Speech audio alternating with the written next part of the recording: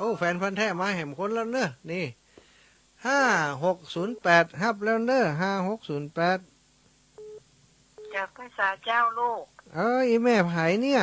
บอกให้เขาจิ้มแม่หยังก็อะแม่หยังแม่ทองคำอ่ะเจ้าแม่ทองคำนามสกุลเหรอทมมินเจ้าพรหมินทร์บ้านไหนนี่บ้านแม่แต่งอ่ะเจ้าแม่แต่งเชียงใหม่ก็แม่เจ้าโอ้เขาไปใช้ประกันจะพานแม่แต่งก็นี่อันมาสายไหนอ่ะก็เขาจะพานแม่แต่งได้ก่อนเขาออกจากดอยสะเก็ดไปได้แม่แต่งได้หรอถ้าแม่แต่งอ่ะเจ้าโอ้ดีกะอันถ้าพานแม่แต่งได้เขาจะพานทั้งแม่แต่งได้ไหมแม่แต่งไม่ลินนะเจ้าอ๋ออืมเจ้าจะผ่านทั้งนั้นเด้อต้องนี่ก่อนเขาแม่บ้านแม่บัดแจนโอ้บ่เป็นยังบ่เป็นยังทางหลวงอ่ะบ่เป็นยังเขาก็จะผ่านไปทั้งนั้นได้แม่เช็คข่าวออกมาหาก็ได้กะเนาะเจ้าแม่ก็ยังมาหาลูกเอาเนาะเจ้าลูกเจ้าแม่ลูกแม่ลูกไปเห็นล่ะโอ้สาธุขอบคุณนี่แม่นะเจ้าจ้าสาธุเจ้าภาษาเจ้าโอ้จ้าโยมแม่จะเล่นปอน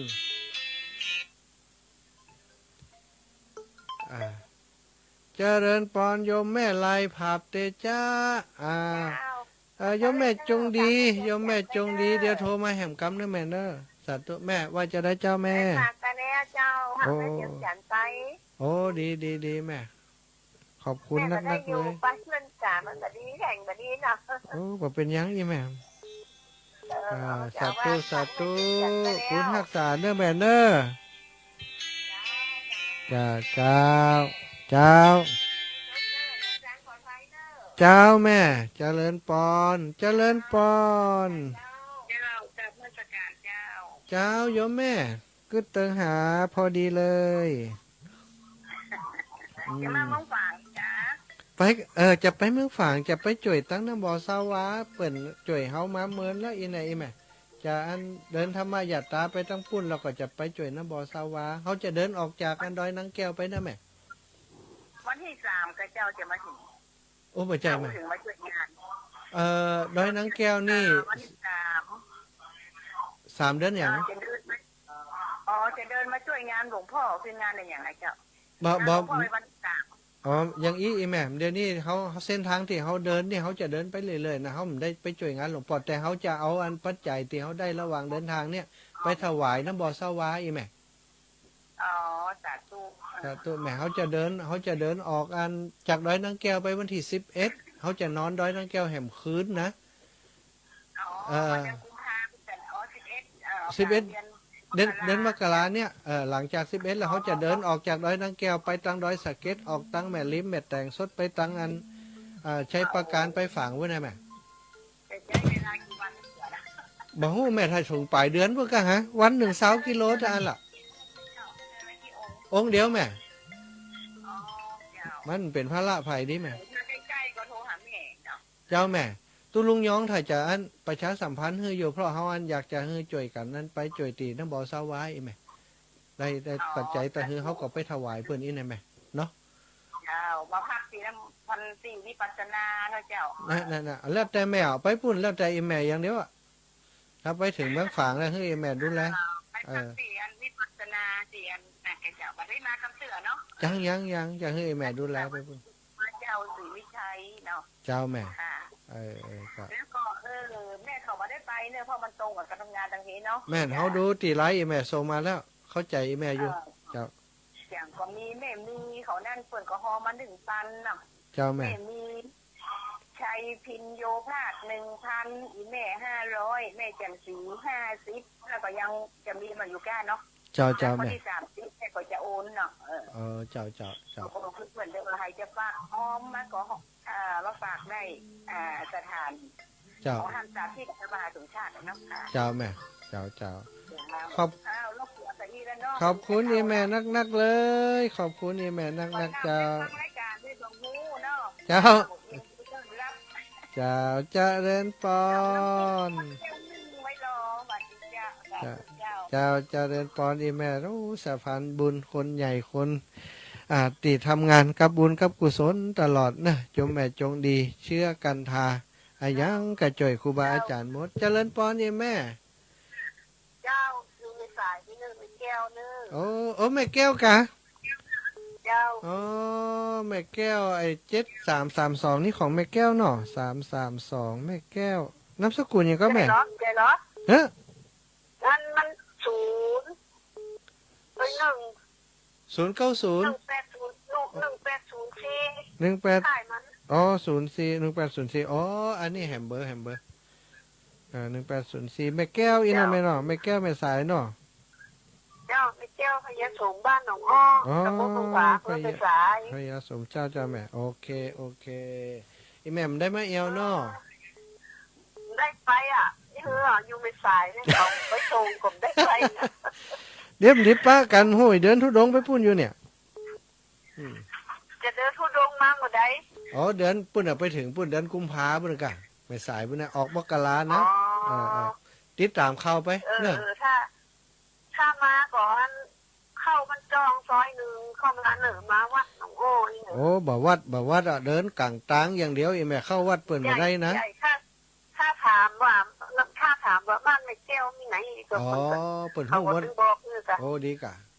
ไปแก้วพญาสงอยู่ตั้งได้หลอกอาทิตย์ไปตั้งสัตว์ผู้เลยผู้หนึ่งโอเคถ้าถึงเวลาก็โทรหากันเนาะอนุโมทนาบุญได้แล้วมีแล้วไก่แม่โทรมานี่ก็มีนี่ล่ะแม่แก้วพญาโสมขอมีความสุขเนอะปีใหม่นี่นะสาธุบุญรักษาอีแม่ด้วยเนอะเจริญปอนสวัสดีปีใหม่ด้วยเจ้าโอ้ตะกี้แม่จันเรือนใสนะบัดได้รับสายแม่มันลุดไปเห็นเนอะแม่เนอะแล้วก็เบอร์0635นี่อินโดเพิ่นโทรมาหลายรอบนะเอาแหมรอบละเนี่ย0635นี่อินโดเพิ่นเอา0635เอาอีแม่จากที่ไหนแม่สีทอนเจ้าแม่สีทอนคนเดิมกะโทรมาหมันได้ยังโทรมาแต่เจ้าแม่ก็โทรไปหรออ๋อแม่สีทอนเขายังไม่ได้บันทึกไว้เนี่ยแต่ดีเบอร์ทำไมเจ้าโอ้แน่อะไรเป็นหลายเบอร์นี่น้ำเชื่อกูลยังอีแม่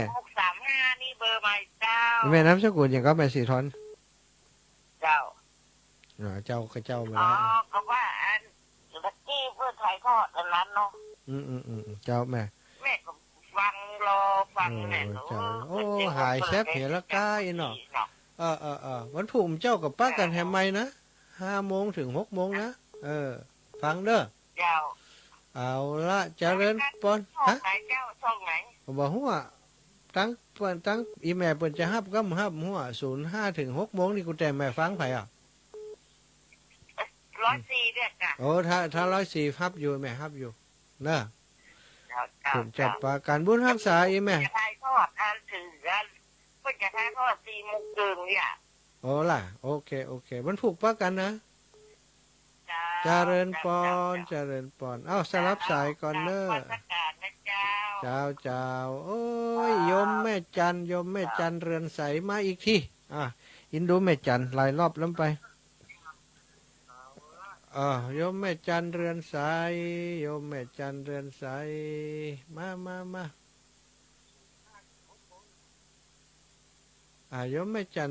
เนอะโทรมาแหมไม้อีแม่ตะกี้ติดใสอยู่นะก็ตอนนี้เวลา21:45 น.กูเตือนนี่จะเปิดสายบ่เอี้ยนะแต่พอดีวันนี้ศรัทธาญาติโยมเปิดโทรมาก่อนแล้วก็เลยยาวลวดกันมาเนาะ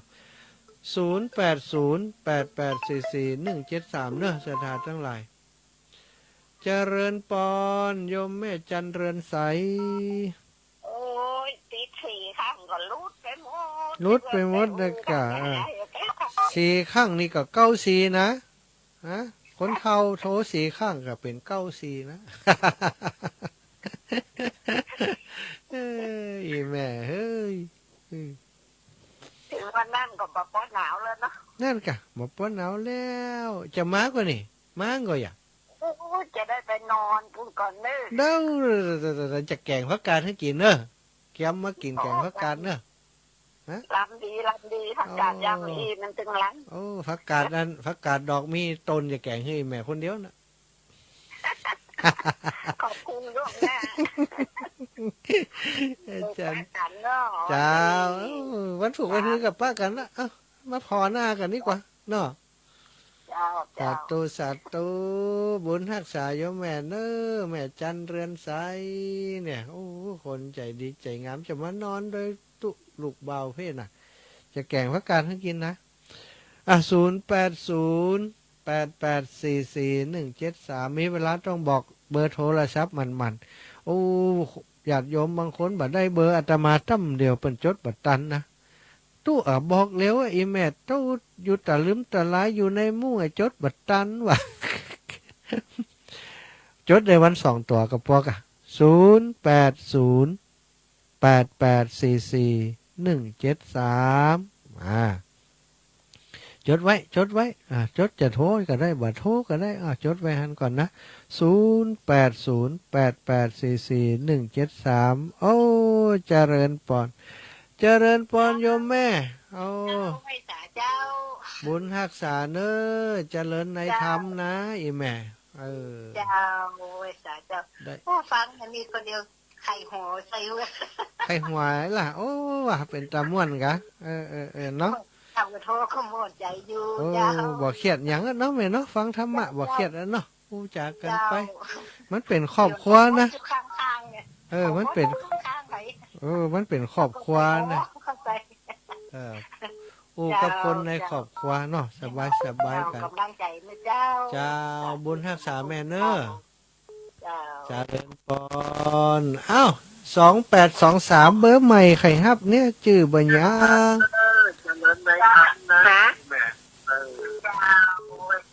นมัสการยังมีไปห้าพี่กะ นักกะเฮาฮับแล้วนะอีแม่ชื่อยังแม่ดาแลอยู่หนองแฝกแต่ละปีเนอะ หนองแฝก ฟังกันกูม่วนแล้วทีนี้เนี่ยเมาไปงานไปช่วยคนนอนหน่อยแล้วมาของไปหน่อยเจ้า เนอะ กำลังกลับมาเนี่ย เจ้าเมาช่วยคนล้างแก้วล้างช้อน ยังล้างแก้วได้อยู่กะ เก็บคนเลี้ยงกันแล้วคนเมื่อเห็นโมดเรือก็แม่เขาอินดูแต่ขวบปีไปช่วยคนใหม่อินดูแต่ แล้วมันได้แค่เขาเจ็บใจได้น้อยเดียวได้น้อยเดียววันผู้เจ้าฟังแห่ไหมอีแม่ผู้เจ้าฟังแห่ไหมคนม่วนกันอ่านผู้ม่วนอารมณ์ดีมีความสุขเนาะดีกะเจ้าวันผู้เจ้าปักกันเนอะท่านอยู่ว่าอย่างก็เจ้าสุนทรมุนีลำปางอีแม่ลำปางกับเจ้าลำปางเจ้ามาเนอะมาแอวเป็นโอกาสตั้งนานจดเบอร์โทรไว้วันหลังก็แบกกระโทรหลอกรายการพ่องก็ได้เนาะกลางวันก็โทรมาได้เนอะถ้าตู้บุญรักษาแม่นะเขาขอห้ามแผ่มสายเนอะเจ้าขอท่านอยู่ดีมีสุขเนอะบ่รู้เจ็บไปได้ป่วยเนี่ยแย่ตลอดม่วนดีเจ้าสาธุเจริญสุขเจริญธรรมก็นอนแม่ก็ข้างนอนดีถึงได้ป้ากันแม่มีบุญช่วยกันอยู่เนาะเจ้าจ้าสาธุความมันม่วนเนอะเจ้าสาธุแม่ลำปางวัดอย่างก็ค่ะสุนทรมุนีแม่อันอีแม่ถ้าอีแม่ฟังวิทยุด้วยมันจะสนกันมันสนกันเขาพองงไปหมดปวินเวียงปะเป้าบ่ใจปวินอันนี้ฝ่ายเจ้าสายที่อยู่นี่ของใครเอ่ยฮัลโหลเจ้าแม่ยังแม่สิจันมันรอบ2แล้วเนอะแม่มันรอบ2ยังได้รอบ2นี่ฮะใจแม่จะได้หมายเลขบัญชีส่งไลน์ให้แม่กันมั้งเดี๋ยวส่งไปให้น้องแม่สีจันเนาะเจ้าเด็กบัญชีเจ้ามาเจ้าสาธุอีแม่มีการรอบ2เลยนี่ไล่อีแม่เฮานี่ปวินเวียงปะเป่าปวินฮับแล้วนะว่าจะได้ปวินอีปอเฮาฮับแล้วจะได้รับปีมันนี่แหมละเนอะอันอย่างก็โทรศัพท์มันเป็นว่ามันแห้งอีกเอาใหม่โทรมาใหม่อีปวินเนอะปวินโทรมาใหม่ตะกี้แม่บุญพิน เจริญปอนแม่บุญพิน กราบไหว้ศาลเจ้าเงินน่ะมันได้ยินเสียงกันเจ้า น่าหนึกกะได้ยินละครับนี่เนาะ ได้ยินดีใจนะเจ้า เออ เด็ดกับเมืองเนาะม่วนม่วน เออ จ้ะ เนาะม่วนล่ะ เป็นกำลังใจเด้อ สาธุขอบคุณอีแม่นักล่ะ เจ้าสาธุสาธุ เอาบุญรักษาบุญรักษาโอ้เปิ่นว่าม่วนนี่ก็ดีใจนะคนป่นต้มกันแล้วเนี่ยเจริญพรโยมแม่สายทอง กราบไหว้ศาลเจ้าว่ามาหา จ้า สายมันเป็นละหวานนะเจ้า โอ้นักะอินดูเปิ่นติเปิ่นโทรแล้วติดแล้วมันบ่ได้รับนี่โทรอีแม่ เจ้า อินดูแต่ คนได้ฟังเห็นน้อยโทรเห็นน้อยก็มีเขา มีกำลังใจกันเนาะ มีกำลังใจ โอ้นักะได้ฟังก็ดึกแล้วนะยังไขหัวกันได้อยู่นี่ก็ดีใจแล้วเนี่ย เจ้า เออ เก็บกดก็ดูว่าสีไม้แควนไปอ่ะ นักะ ดูว่าได้ตัวทุกเจ้าอะไร ดีใจเนาะแม่เนาะ ได้ปอนทุกคืนนะตั้งแต่เมื่อคืนเมื่อเจ้าก็ได้อยู่เนาะ ดี ป ใจ อนทุกวันเลยเจ้า บุญรักษาได้กะอีแม่เนาะ เจ้า มี บุญ บุ รั ญ กษาเจ้านะ บุญรั มัน กษา ทำบุญถ้าบุญไว้ตึกนะคนหนึ่งเสียหายนะ โอ้ เจ้า นักาขอบคุณอีแม่นะขอบคุณนัก ตัวเสร็จตัวอันสวัสดีปีใหม่เนอะ จ้า ขออยู่กับครูบาสุครูบาสิกาไปเหมือนเจ้า เจ้าสาธุ ร้ สาธุ อยเจ้าขบเข้าคนนะเจ้า ดีกะแม่ด้วยเนอะ สาธุ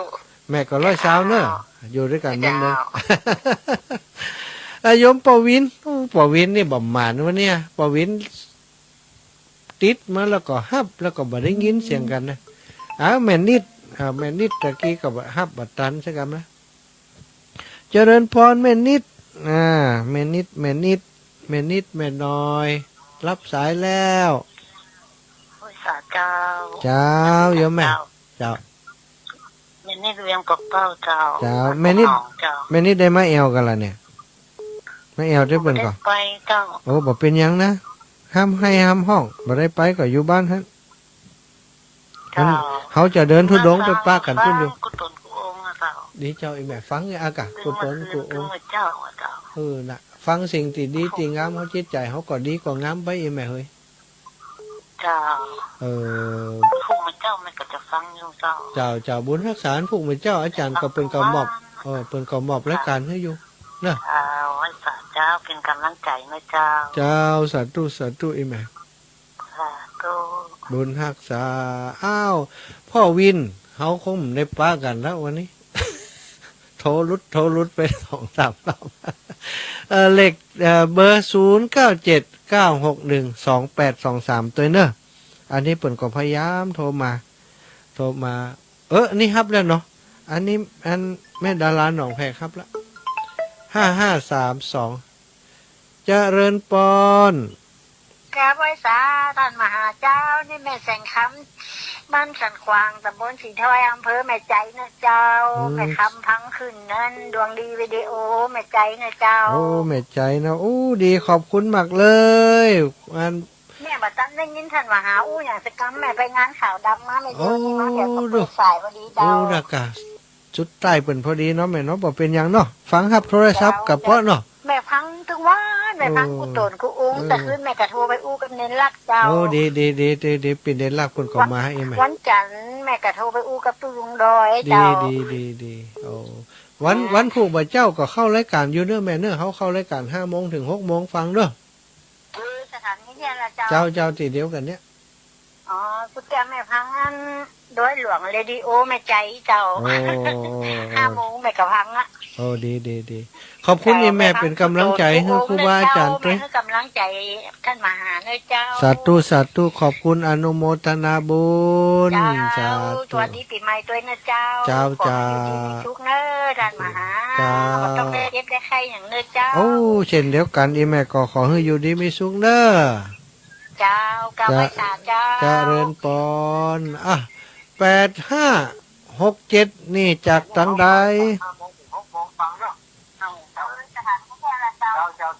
อีแม่ปิดวิทยุกันกะอีแม่ฟังงานโทรศัพท์8567อีแม่ปิดอยู่กำปิดโอ้ สาธุขอบคุณอนุโมทนาบุญ โอ้อันนี้เปิ่นบ่ฟังตังเพเนาะเปิ่นบ่ฟังตังเพ